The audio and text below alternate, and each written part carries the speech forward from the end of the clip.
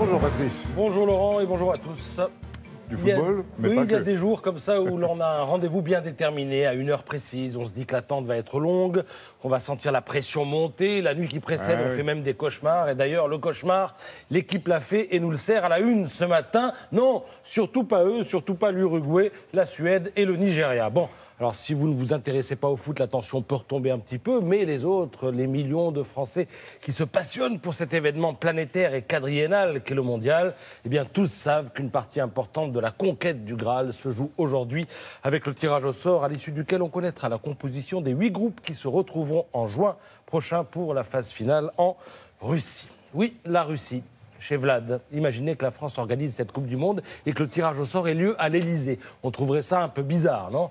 Eh bien, c'est pourtant ce qui va se passer à 16h à Moscou. Le tirage au sort aura lieu au Kremlin. Le Parisien a beau nous gratifier d'une belle photo de la cathédrale Saint-Basile. C'est en face que ça va se passer, chez Vladimir Poutine, au sein même du Palais d'État, un bâtiment qui accueillait jadis les milliers de délégués du Parti communiste de l'Union soviétique. Il est question de célébrer la Russie éternelle, nous explique Vladimir Fedorovski dans Le Parisien. L'ex-diplomate devenu écrivain remet les choses dans leur contexte. En mars, il y a une présidentielle et, que le monde le veuille ou non, ce tirage au sort sera un moment fort de la campagne de Poutine qui a recours à tout ce qui peut magnifier son pays. Regardez d'ailleurs l'affiche officielle à droite du mondial que publie l'Humanité ce matin. La silhouette du joueur mise en évidence n'est pas celle d'un joueur lambda, c'est celle reconnaissable entre mille pour les connaisseurs de Lev Yachine, le gardien russe mythique des années 50-60, le seul gardien de but à avoir remporté le Ballon d'Or. Et ce gars-là, c'est l'égal de Youri Gagarin ou de Fedor Dostoïevski dans les âmes russes. Alors, la dernière fois qu'on a vu un pouvoir aborder le mondial avec autant d'arrière-pensée politique, je crois que c'était en 78 avec l'Argentin Videla. Et auparavant, je crois qu'il doit falloir remonter à 1934 et Mussolini. Mais bon, évitons les leçons de morale et les procès en sorcellerie. Poutine est chez lui, il fait ce qu'il veut. C'est ainsi, le pouvoir, on peut s'en servir, mais aussi parfois en pâtir, surtout quand on s'en est un peu trop servi. C'est ce qui vient à l'esprit à la lecture de l'histoire du jour.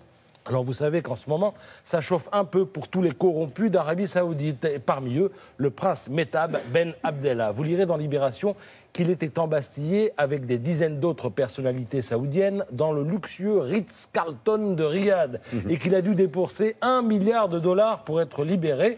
Détournement, emploi fictif, contrat public accordé à ses propres sociétés. Le prince est allé un petit peu loin et on apprend dans Libé que 95% des personnes mises en cause comme lui ont accepté de payer pour sortir de leur prison 5 étoiles. Oui, parce que, je le rappelle, ils sont tous détenus au Ritz, avec, j'imagine, open bar.